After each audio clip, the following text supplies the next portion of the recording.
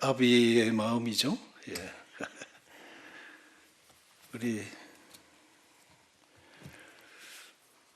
두 번째 시간을 창세기를 또 펴시겠습니다.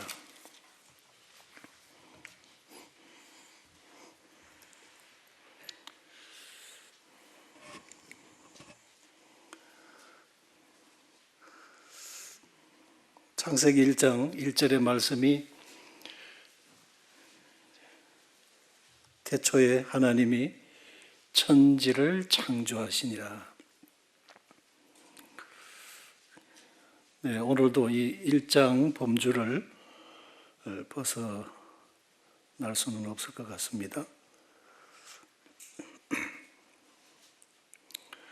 태초에 하나님이 천지를 창조하시니라. 원래부터 계시던 하나님에 의해서 천지가 조성이 되었다 하는 말씀이죠.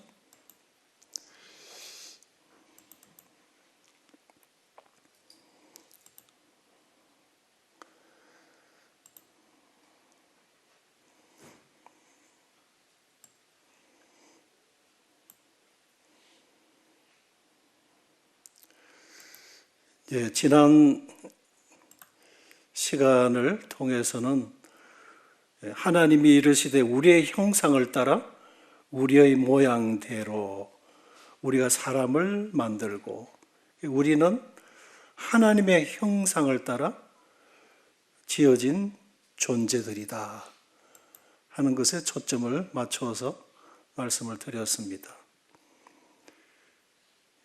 그래서 나의 자녀들아, 너희 속에 그리스도의 형상을 이루기까지 다시 너희를 위하여 해산하는 수고를 하노니.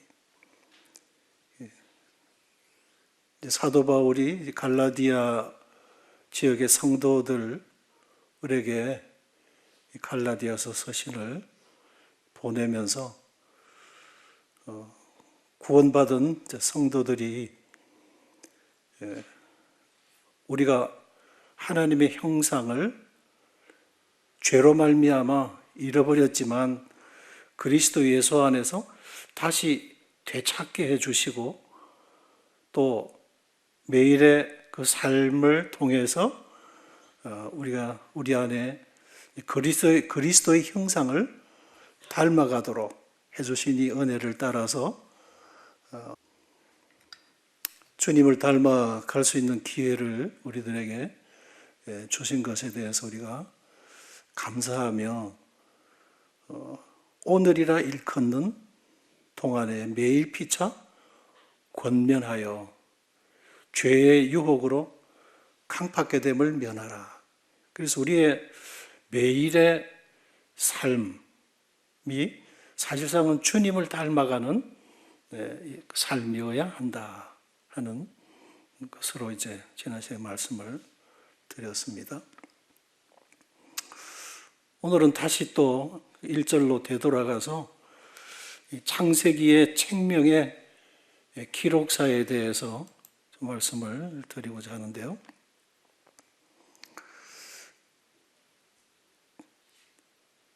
원래는 이 구약 성경에는 책명이 없었습니다. 창세기, 출애굽기, 레위기, 민수기, 신명기, 이 5권의 성경을 일컬어서 모세가 기록한 모세오경이다. 그런데 초기에는 그렇게 창세기, 출애굽기, 레위기, 민수기, 신명기 이렇게 책명이 구분되어 있지 않았다고 하는 것입니다. 그냥 쭉 기록이 되어졌던 거예요. 그러나 이제 그들의 그 유대인의 편리를 위해서 그들이 각 책을 단락을 구분하고 구분한 그 첫 머리의 글자, 그것을 따라서 그 책을 부르는 그런 관습이 있었습니다. 그래서 창세기 할 때는 레시트예요. 베레시트 이래서 시작의 책이다. 시작의 책이다. 이렇게 불렀다는 것입니다. 그래서 그 시초에라는 그런 의미가 베레시트가 되는 것입니다. 그런데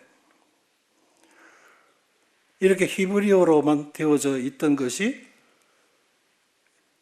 고대 바빌로니아 제국, 메데 파사 제국, 그 다음에 헬라 제국에 의해서 이 중건동 이 모든 지역을 아우러서 전체 이제 헬라 제국화가 되어집니다. 그러면서 알렉산더 대왕은 그들이 정복한 나라들마다 그들의 문화를 인정해주고 그들의 교육, 그것들을 인정을 해 주었어요.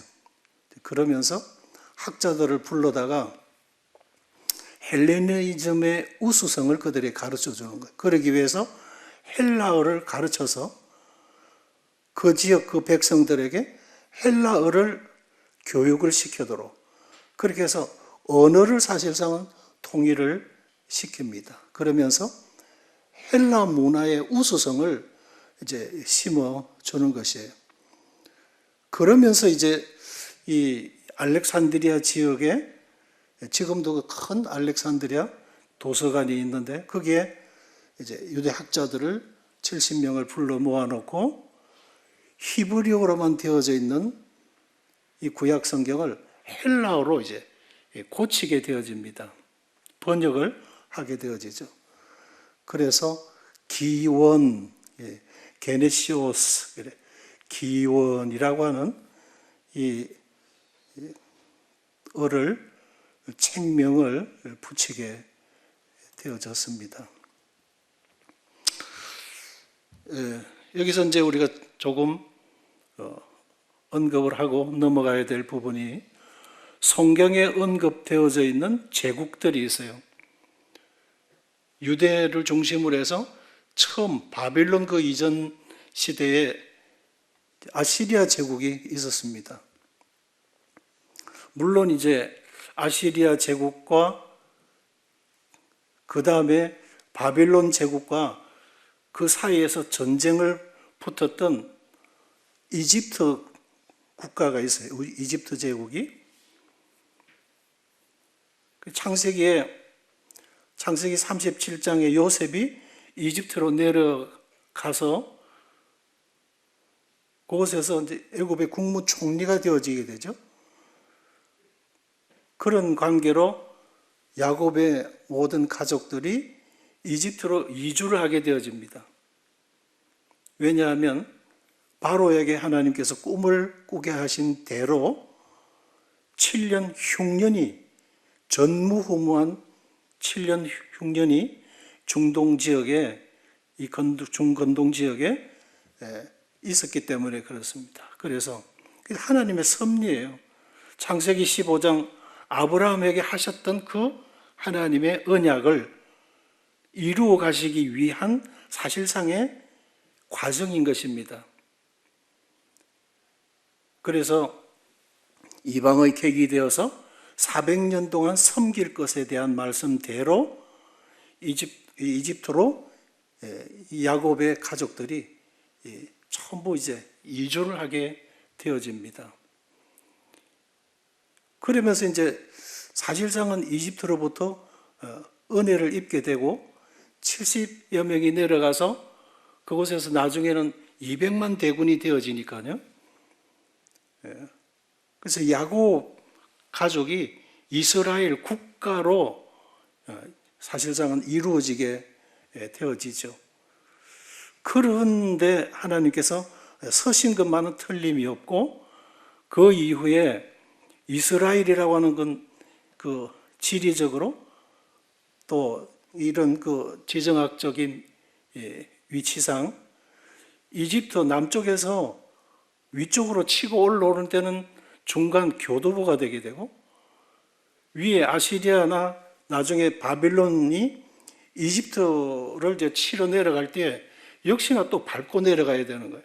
그 중간 그 가교 역할을 이스라엘 땅이 사실상은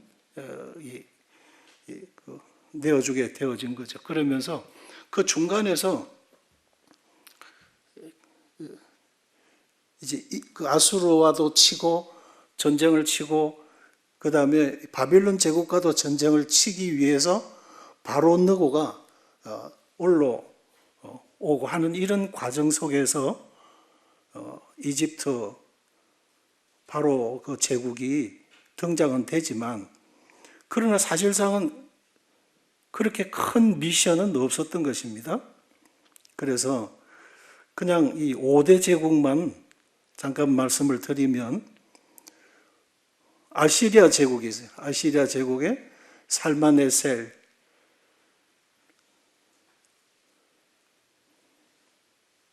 때 북 19대 호세아 왕 때에 이 살마네셀에 의해서 완전히 나라가 망하게 되어집니다. 북이스라엘이요. 722년이죠. 722년에 그렇게 망하게 되어집니다. 왜냐하면 이때 이제 엘리야라든지 엘리사라든지 이런 선지자, 왜 이제 요나가 있었죠? 니느웨로 가라. 아시리아 제국의 수도거든요. 니느웨로 가라. 하나님께서 이스라엘 백성들을 위한 어떤 구원의 은혜는 허락지 아니하시더니 아시리아 제국의 수도인 니느웨, 그토록 이 북이스라엘을 괴롭고 짓밟았던 이 아시리아 제국에 대해서는 회개하라. 그러면 저들이 회개하면 용서하시겠다는 거거든요. 그리고 그것이 이제 국수주의자로서 못마땅한 것이었어요. 왜 우리에게는 구원의 은혜를 말씀하지 않고 우리를 괴롭혔던 저 아시리아 제국에 대해서는 하나님께서 이렇게 관대하신가? 그래서 이제 그 박능골 그 사건으로 인해서 차라리 나를 죽여달라고 이러면서 이제 하나님을 원망하고 그렇게 했던 이제 그 요나가 있었죠. 그런 요나라든지 아모스 선지자라든지 뭐 이런 선지자들이 다 이 이스라엘 선지자로서 이 시대에 활동했던 선지자들입니다. 그들이 철창 계속 경고하고 말씀을 나누었던 것이 회개하라였어요. 아합 왕 하면 얼마나 악명 높은 왕입니까? 그래서 그만큼 이제 이 선지자들을 통해서 경고하시고 이 우상을 버리고 하나님을 경외할 것을 촉구하셨지만 돌이키질 않았던 겁니다. 그래서 오히려 저들의 양심이 아시리아 제국의 국민들보다도 더 강팍한 거예요. 그래서 이 니느웨 사람들이 회개하고 조복을 입고 벼를 입고 회개의 자세를 취했을 때 하나님께서 오히려 이 아수르 제국의 수도 니느웨에게는 하나님이 긍휼을 베푸셨던 거예요. 그래서 북이스라엘을 이렇게 심판하기 위하셔서 아수르 제국을 하나님이 서셨다 하는 거죠. 그것이 이제 이 제국에 부여된 미션이었던 겁니다. 두 번째는 바벨론 제국이죠. 606년, 597년, 586년 이렇게 해서 3차로 이제 남유다를 치게 됩니다. 그러면서 예루살렘이 함락이 되게 되고 예레미야 25장 예언대로 70년간 포로가 되어져서 이 바벨론 땅에 가서 이제 유수 생활을 하게 되어지는 거죠. 그래서 이 또한 남유다를 하나님께서 징치하시고 다루시기 위한 다루실 때에 하나님이 이제 서셨다 이거예요.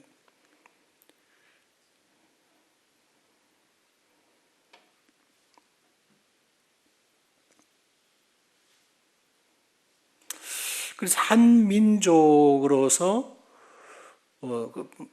두 국가, 분단된 두 국가를 이루면서 북은 북쪽대로 고생하고 남쪽은 남쪽대로 고생한, 이것은 사실상은 분단의 아픔을 가지고 있는 우리와도 이스라엘이 처했던 당시의 처지와도 비슷했기 때문에 우리는 쉽게 이들의 아픔을 이해를 할 수 있게 되어집니다.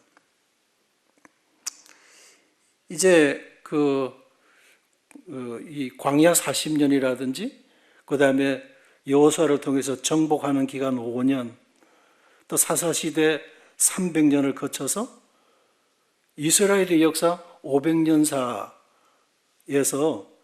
사울 왕이 40년, 다윗 왕이 40년, 솔로몬 왕이 40년, 이 120년 이제 통일을 이룬 이 시간을 빼고 나면, 그리고는 분단 200년사가 이제 나오는데, 그런 가운데서 북이스라엘은 계속 왕위를 찬탈하고 또 폐위를 당하고 이러는 19명의 임금들이 있었어요. 왕들이 있었어요.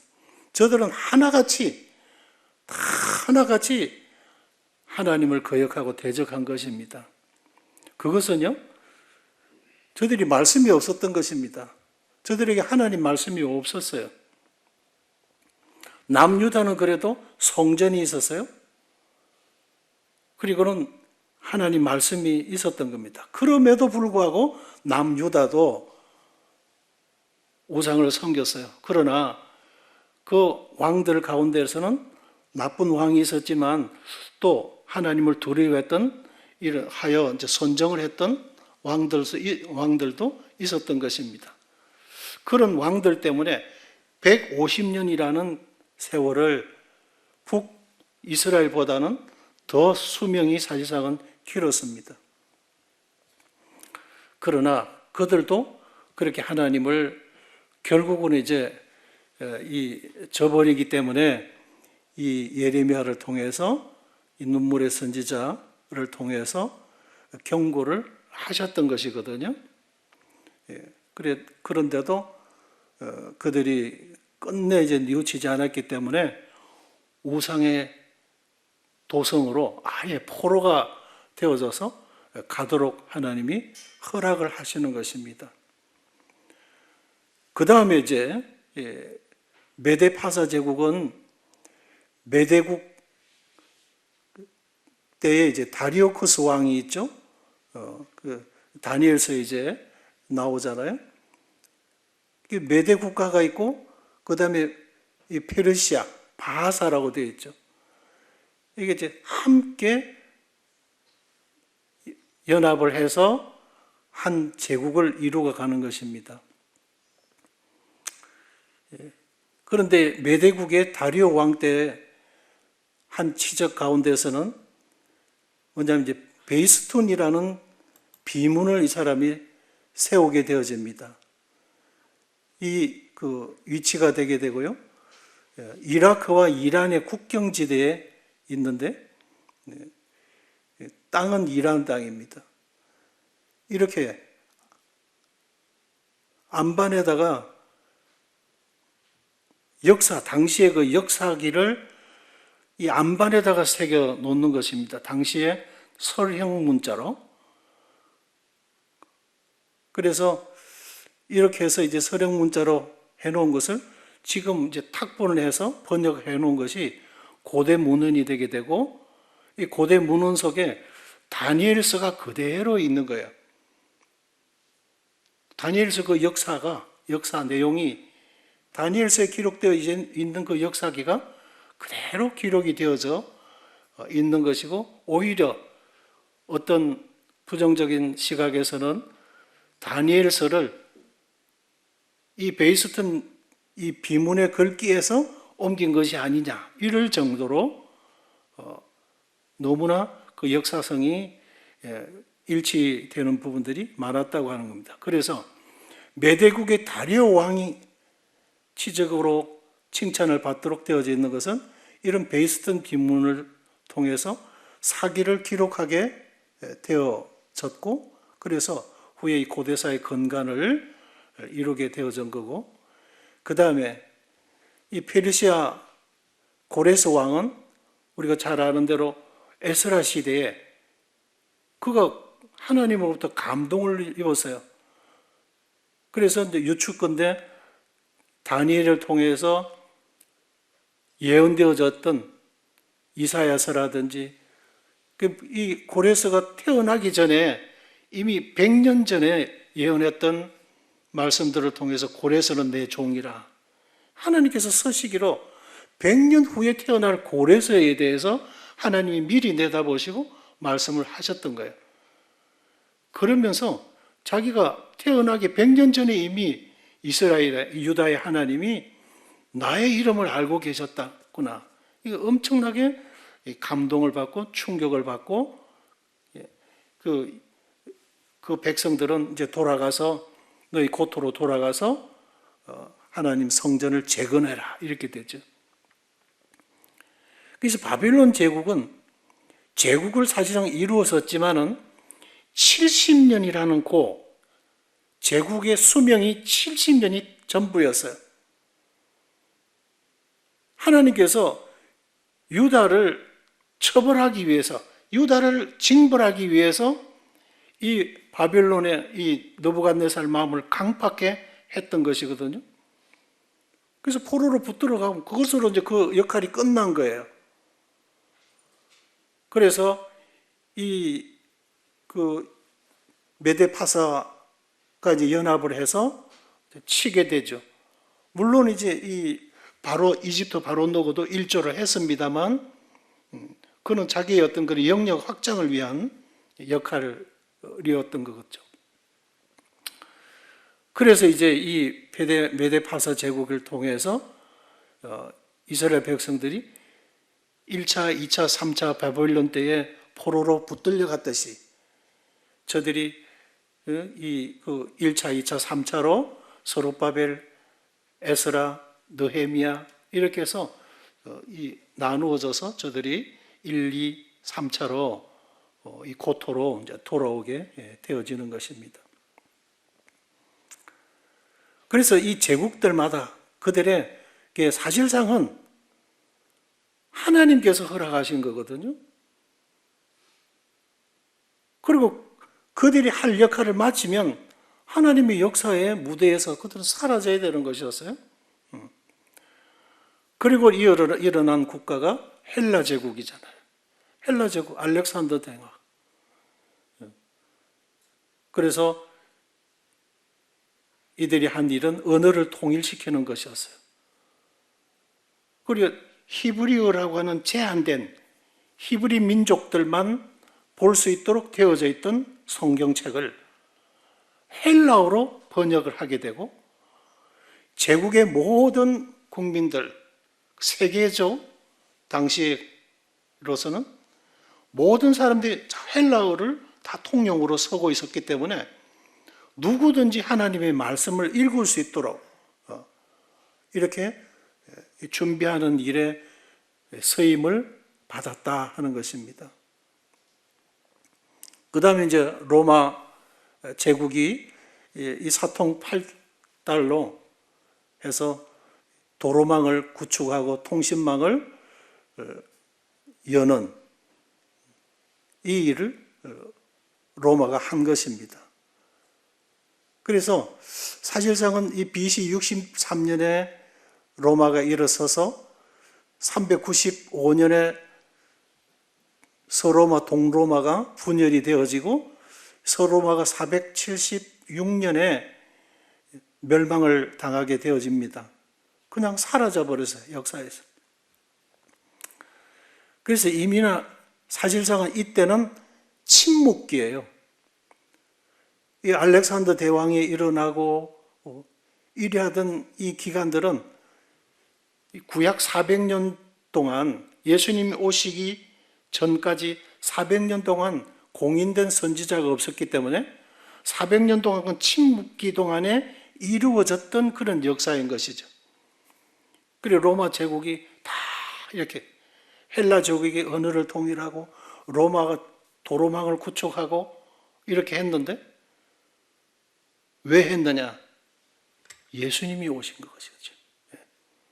예수 그리스도께서 오셔서 구약에 예언되어졌던 이 메시아가 오신 것이고, 그 다음에 오신 이 메시아는 이스라엘만을 위한 구원자가 아니라 온 세계상의 모든 인류의 구원자가 되셔야 되셨기 때문에 언어라가 통일되어 준비되고 모든 이제 도로망이 구축이 되도록 또 통신망이 구축이 되면서 쉽게 빨리 내왕하고 빨리 연락이 닿을 수 있도록 이 모든 것들을 하나님이 서셔서 생명의 복음이 확장이 되고 부지런히 증거가 되도록 그렇게 한 겁니다. 그래서 사도 바울이 이때 준비되어져 있던 해놓은 이거를 그대로 들고 다니면서 바울이 보면은 그 다른 국가로 이동하고 다른 지방으로 이동하고 이제 그 유럽으로 건너가고 그러는데 전혀 이 언어의 장벽이 없었던 이유가 그렇기 때문인 거죠. 지금 어느 나라를 가더라도 이 말이 안 되면 막 의사소통이 안 되니까 답답하죠. 답답해. 누군가가 똑통역할 사람이 있어야만 되죠. 그러나 이때 당시는 그랬다는 거예요. 이 모든 것들이 어떻게 그들 제국에 부여된 사실상은 하나님의 미션을 수행하는 제국들이었다 하는 것이었습니다.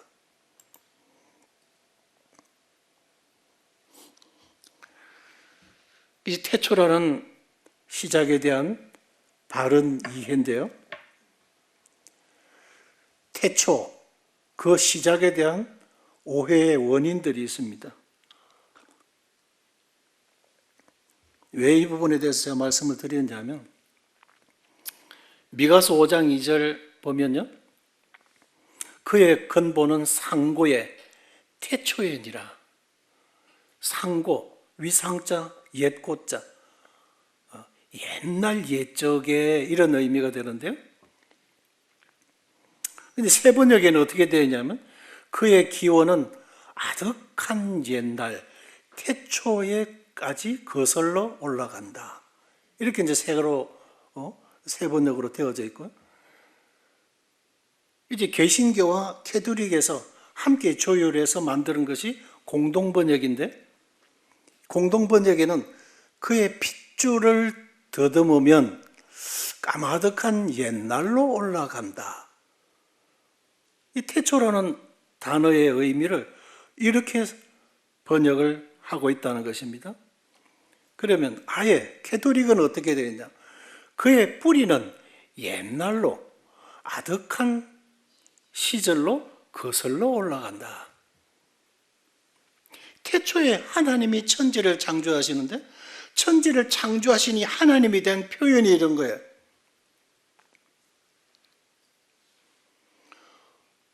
우리는 이미 이 말의 의미는 천지 창조 이전부터 계시던 분에 대해서 뭐 이렇게 표현을 하나보다 우리는 그렇게 좋은 의미로 우리가 여기서 번역을 해서 우리가 그렇게 해석을 합니다만은 이 단어 그대로 보고 받아들이게 되면 상당한 오해를 하게 되어 있어요. 여기에 사단의 깊은 음모가 들어있는 것입니다. 그래서 태초라는 이 시작에 대한 바른 이해가 우리에게 필요하다. 뭐 우리들이 이미 그 진리의 바탕 위에 서 있는 교리를 가지고 있는 사람들이기 때문에 사실상은 성도들에게는 염려가 없습니다만 혹여 이런 그릇된 분별을 가지고 있는 이들이 있다면 우리가 바로 잡아줘야 된다는 거예요. 그러면 이 각 역본들의 공통점은 무언가 보면 예수님께서 기원이 있다는 뜻으로 번역되어 있다. 예수님의 기원이 있다. 그러니까 하나님의 시작점이 상고, 옛날 옛적에 라고 표현이 되어 있는 거예요. 예. 그것을 이제 태초라고 하는 이 단어의 의미를 상고예라고다가 같이 묶어놓고 있다. 그래서 어느 한 시점으로 사실상은 그분의 신성을 부인하고 있다.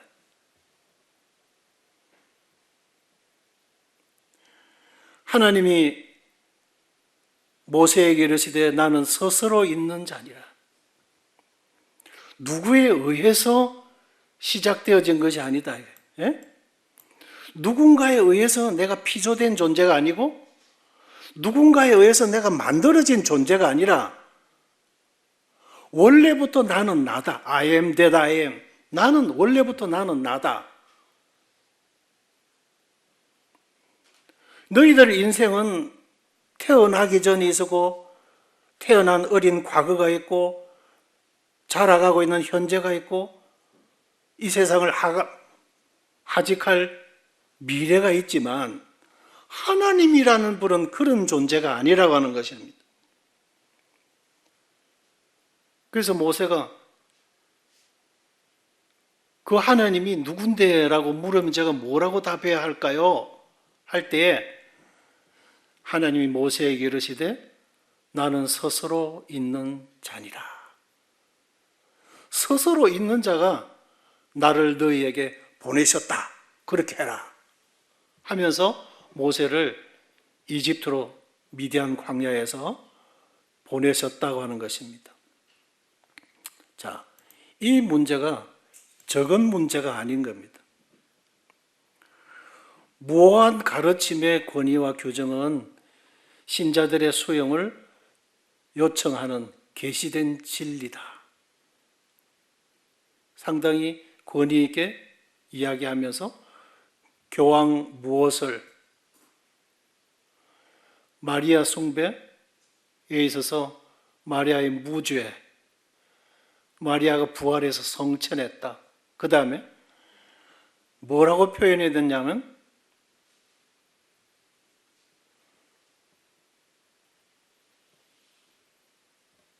그들의 교리서에 보면 Mary is the Mother of God 이렇게 해놨다는 것이죠. 하나님의 어머니 마리아다 이거예요.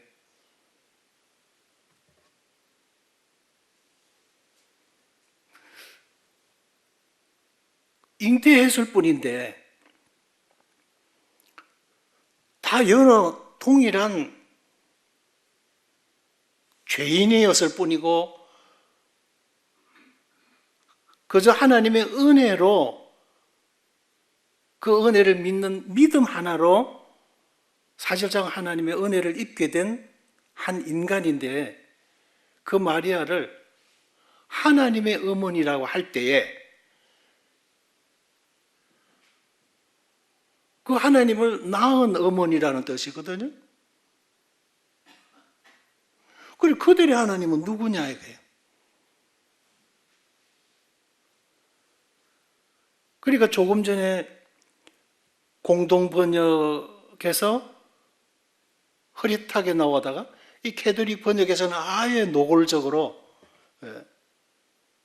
어느 한 시점에 옛날 어느 한 시점에서부터 출발되어진 하나님이라고 표현하고 있다고 하는 거예요.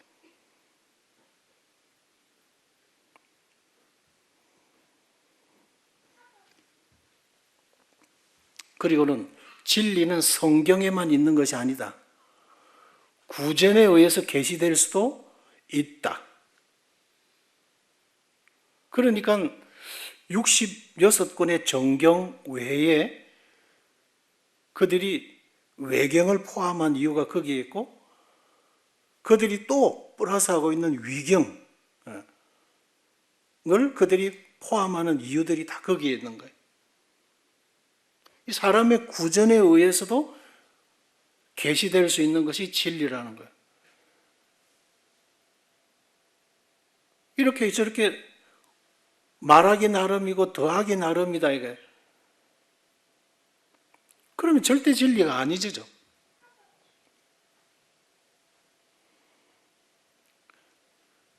그 진리를 선별적으로 그들이 이야기하고 있는 거예요.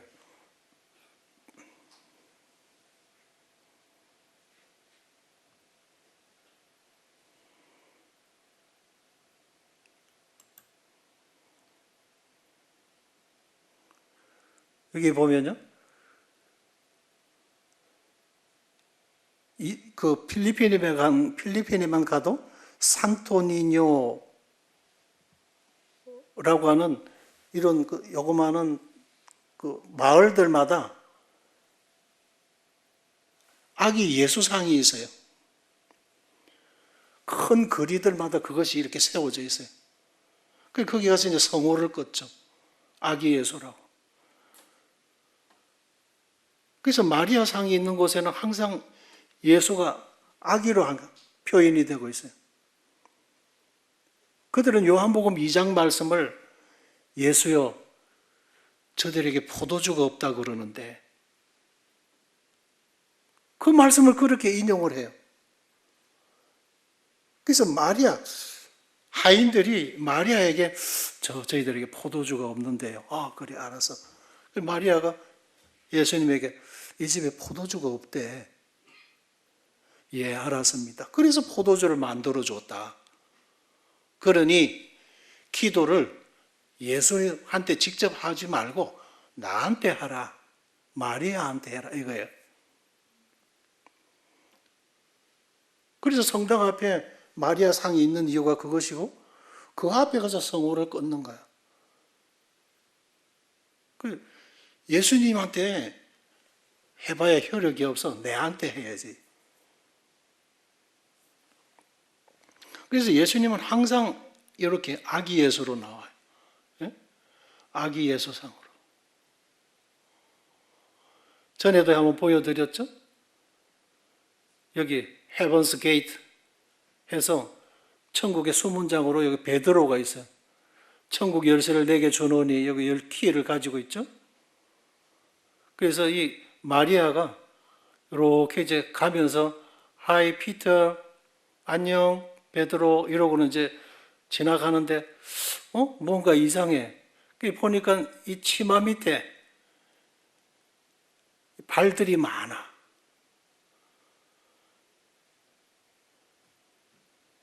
그리고 여기 보면 카톨릭 우먼스 그룹이라 해서 Rosary is this power.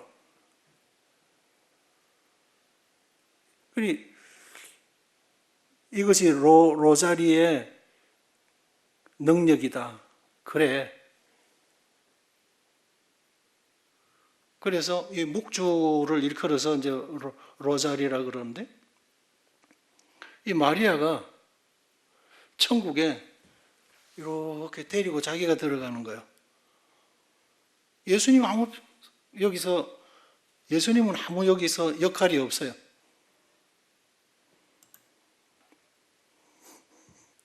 그래서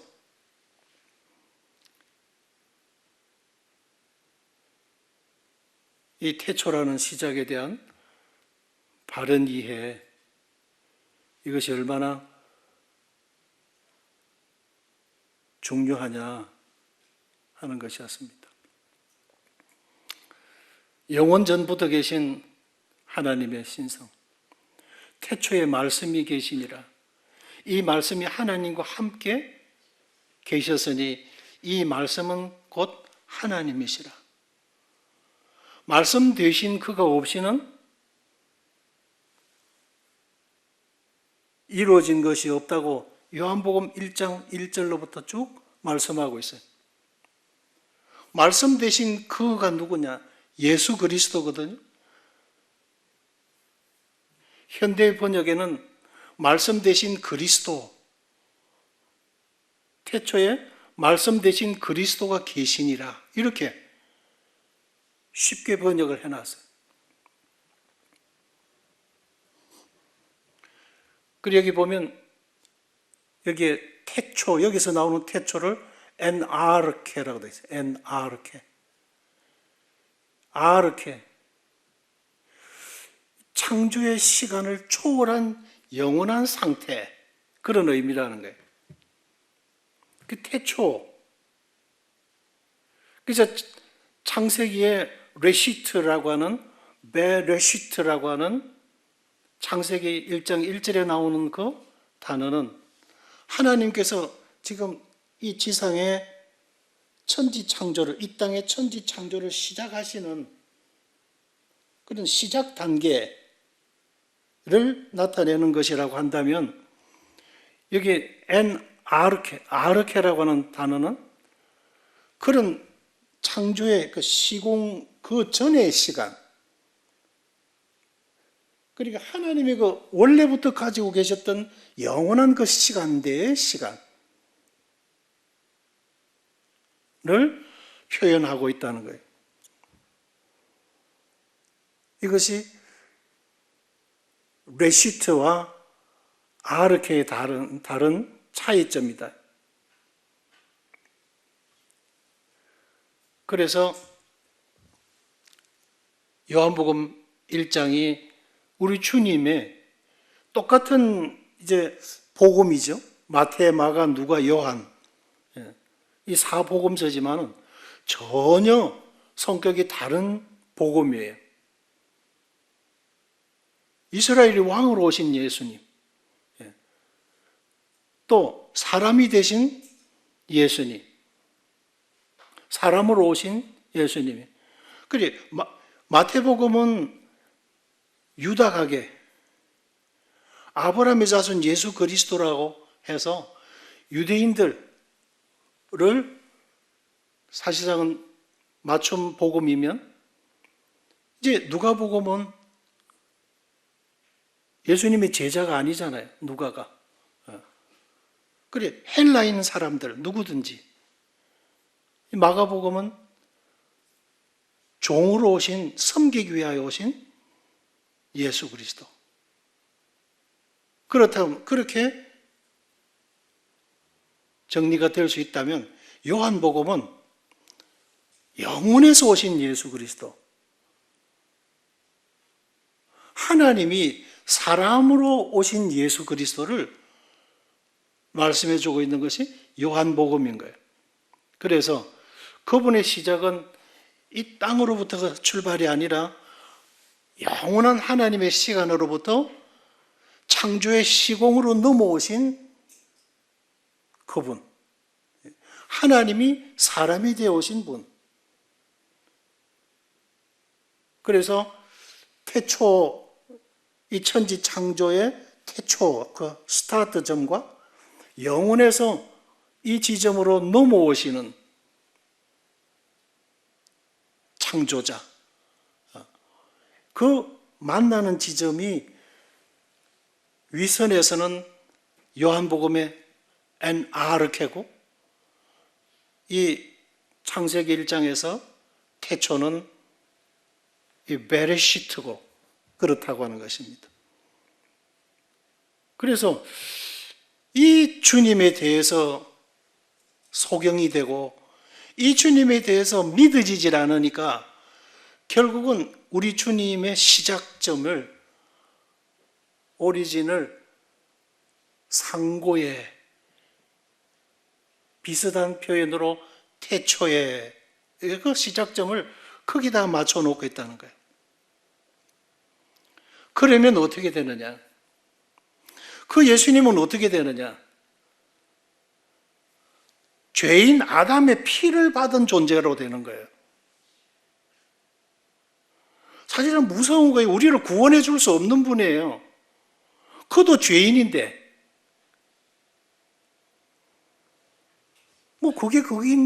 그거 뭐 다 비슷한 거라고 생각할 수 있겠지만 전혀 내용이 다르다고 하는 것입니다. 그래서 몰몬 교도들이 이 때문에 나온 것이고 여호와의 증인들이 이렇기 때문에 나온 것이에요.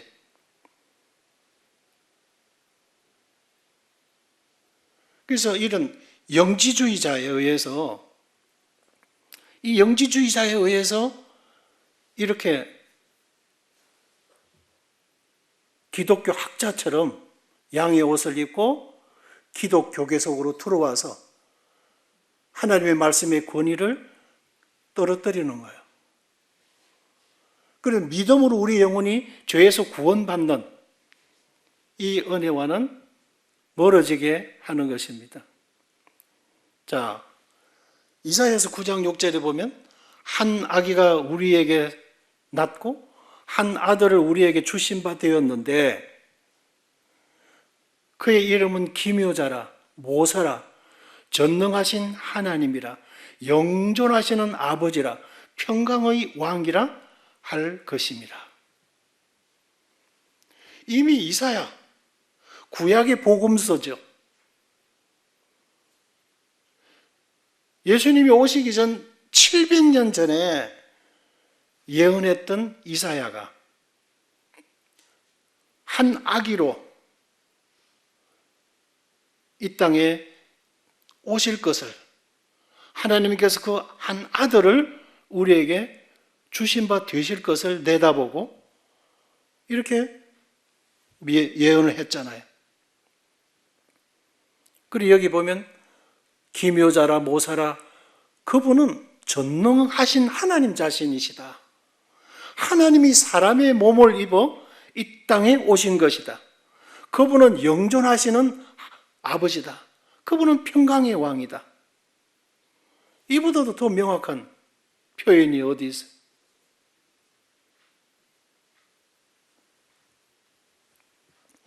그 미가서 내용을 그렇게 곡해해서 뭔가 유사하게 풀이를 하면서 이 영존하신 그분, 전능하신 그분을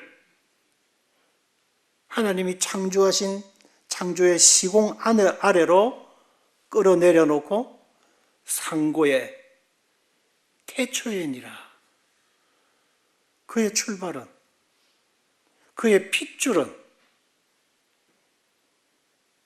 그분의 존재의 출발점은 그러면서 크기다가 맞춰놓고 있는 거예요. 아담으로부터, 죄인 아담의 핏줄로부터 어느 한 시점에 말도 안 되는 번역이 되는 거죠. 그래서 태초라고 하는 단어의 의미가 창세기에서 태초가 있는가 하면 요한복음 1장 1절에서 말씀하고 있는 태초는 이 영존하신 부분이다. 영원의 하나님의 그 시간, 하나님의 그 시간, 영원이라는 그 시간에서 당신이 이제 창조를 시작한 이 세계 속으로 범죄한 이 인류를 구원하기 위해서 찾아오신 분이시다 하는 거죠.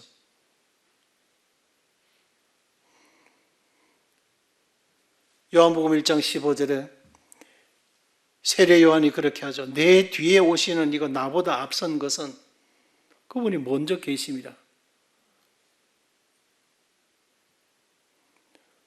물론 이제 뭐 또 다른 부분의 말씀에서 네가 몇 살인데 아브라함을 아느냐 그들이 물었죠. 그때 아브라함이 나기 전부터 내가 있느니라 그랬어요.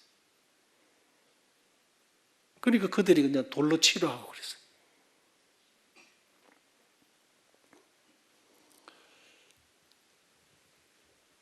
태초부터 있는 생명의 말씀에 관하여는 우리가 들은 바요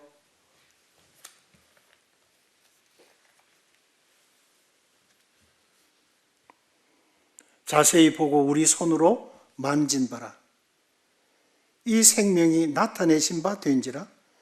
이 영원한 생명을 우리가 보았고 정언하여 너희에게 전하노니 이는 아버지와 함께 계시다가 우리에게 나타내신 바 된 이시니라. 요한 서신서에서 요한 1서 1장 1, 2절에 말씀인 것입니다.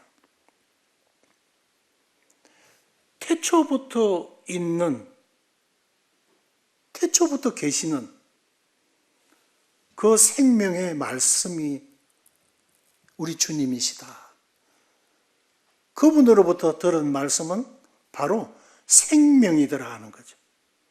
이 말씀은 들은 바요, 듣게 알게 된 바고, 보고 느낀 바고, 이 말씀이 우리들 안에서 생명으로 역사하고, 이 말씀이 우리들 안에 들어올 때에 우리가 살아났고,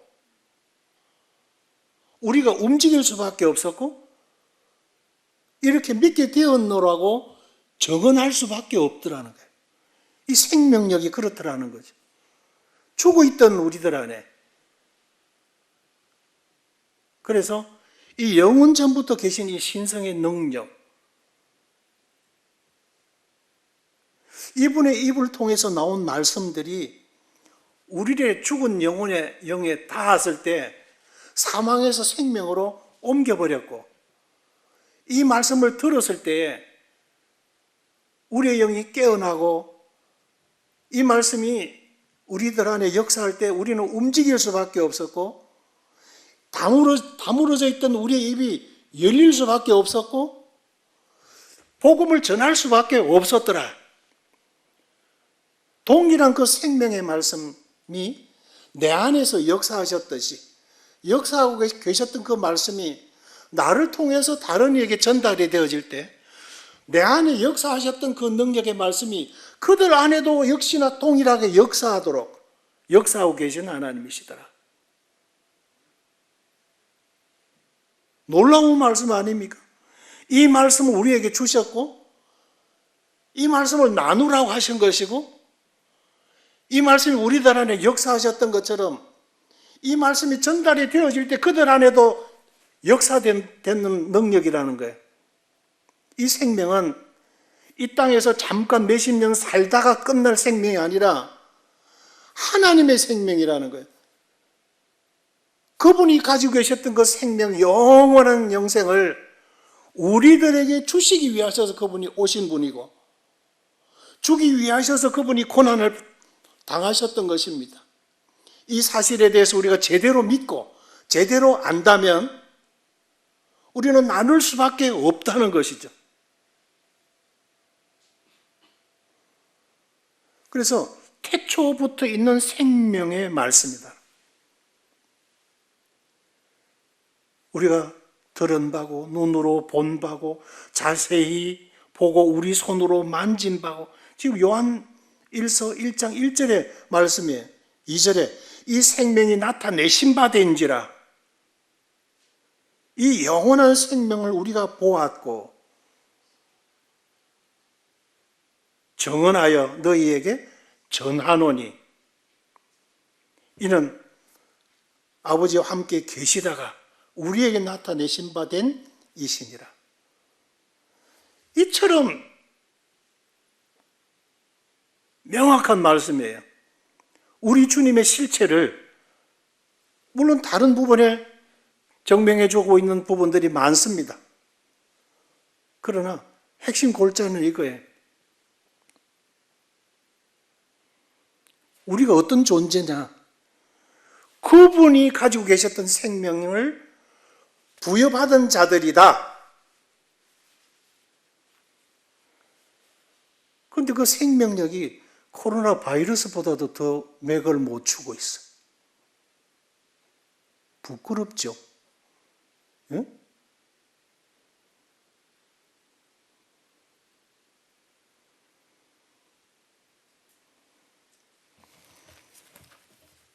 마치겠습니다.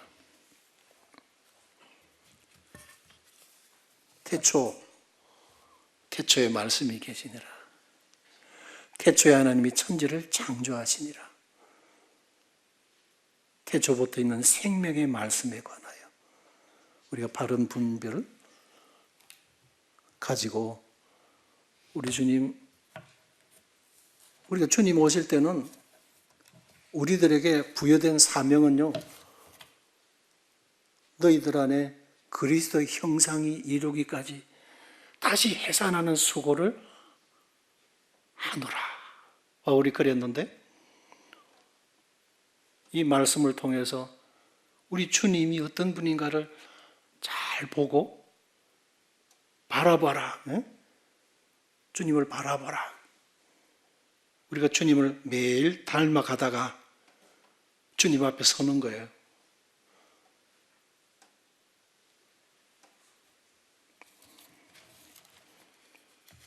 이상으로 오늘 시간을